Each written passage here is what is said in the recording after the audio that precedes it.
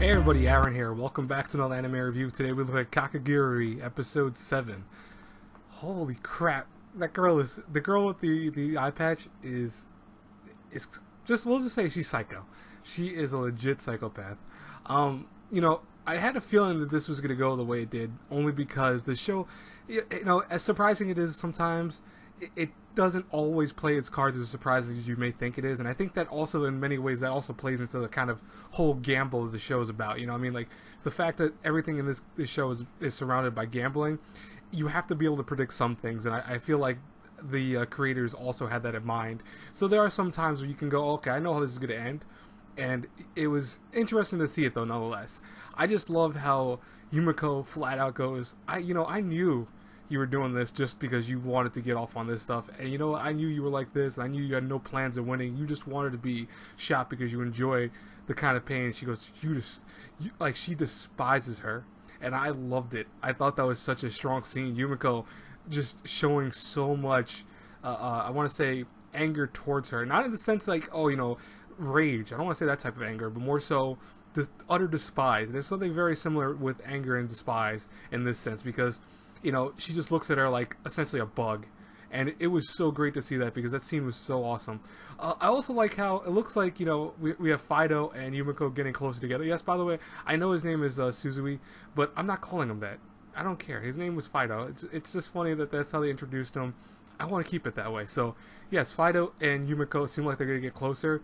I'm happy about that, because I think that despite Yumiko's weirdness, because obviously she's a Kakegurui, so she's super into gambling, etc., she still seems like a nice person, and she still seems to care about Fido for the most part.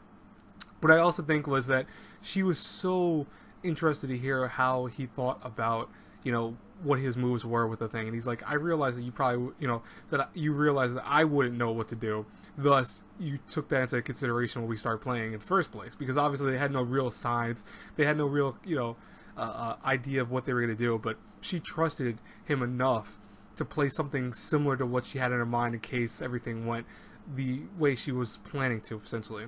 And that takes a lot of guts, that really does, because honestly that's a risky move in itself, but it was very interesting to see, and I think that when she heard his honest response, like he wasn't trying to do anything super heroic, he wasn't trying to do anything that was out of his league, he just played it by hand, and she appreciated that, and you could see that she was really touched by that. So come on, I hope they get shipped. I hope they end up together by the end of the show. I don't know what's going to happen with this, because I don't know how this show's going to end, in honest truth.